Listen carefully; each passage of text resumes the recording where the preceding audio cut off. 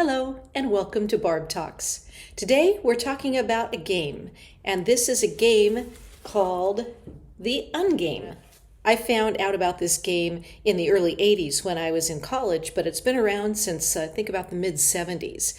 The author of the game had throat surgery, and she was told by her surgeons that she may never talk again. So she thought, oh my gosh, how am I going to communicate with the people I care about? How am I going to get to know my kids? How am I get to know, be able to keep communicating with my friends? So she developed a game that is a talking and listening game so that she could continue to communicate. That's where the UnGame came from. It says the world's most popular self-expression game. So it's non-competitive. Let's find out how to play it. So here's the UnGame board. It comes with the board. It comes with 2 decks of cards.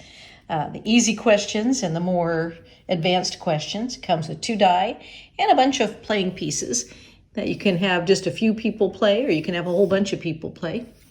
And then how it works is you choose your piece and then you put it next to the exit sign, and everybody puts their piece close to wherever they are.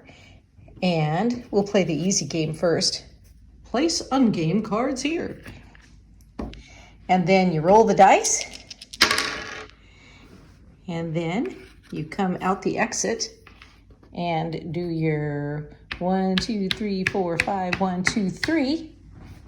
Here, you've landed on a space that says, if you've been lonely this past week, go to the lonely area.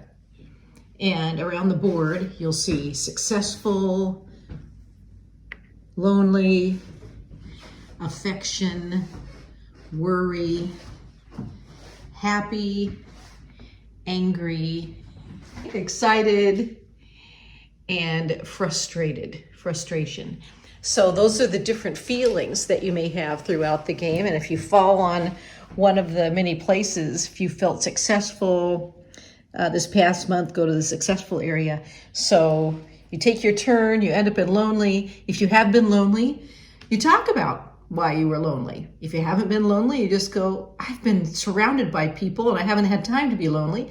So you get your turn, you get to talk. What I usually do is have pen and paper here available too. So if somebody had a question to ask, well, I have a question about you're lonely, if you want to get together and go out for coffee, I can go out with you or whatever. You can write that on your piece of paper. And then when your time comes up to, if you fall on comment, then you can comment. You can come out and have a cup of coffee with me. So again, you can fall an UnGame where you get a card, comment, where you can comment on what somebody else has already said. Or choice, you can choose to draw a card or to comment about something. So those are your choices. Let's do a card. See what kind of question we have here. It says, complete this sentence. Something I would like to receive for my birthday is blank, because blank. So there's a lot of games these days that are pretty popular, finding out more about who you are and what you like, and the UnGame kind of was the leader in that. So you answer that question, and then the next person rolls the dice and goes out of their area, and so on and so on. So some of the other questions you might have for the UnGame would be, what's your favorite time of year and why do you like it? For ages 13 and over, if you went to a church or temple as a child, talk about it. Or ages 12 and under, if you attend a church or temple, talk about it.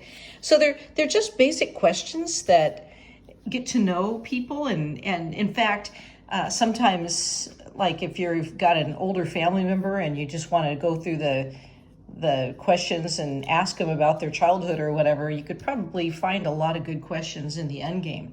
For the more complicated questions, let's see what some of those say.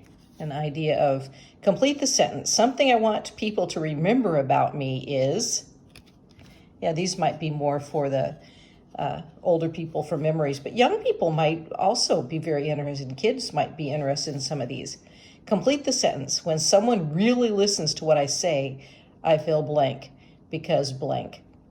So you can decide whether you want to go for the more deep questions, I guess, or the more lighthearted questions. My husband and I recently had some new friends over, and we played the UnGame with them, and it was a really enjoyable evening. So I would highly recommend playing this with people you've just met, or playing it with people you've known for a long time and you've just run out of things to talk about. Again, it's called the UnGame. Thanks for watching Barb Talks.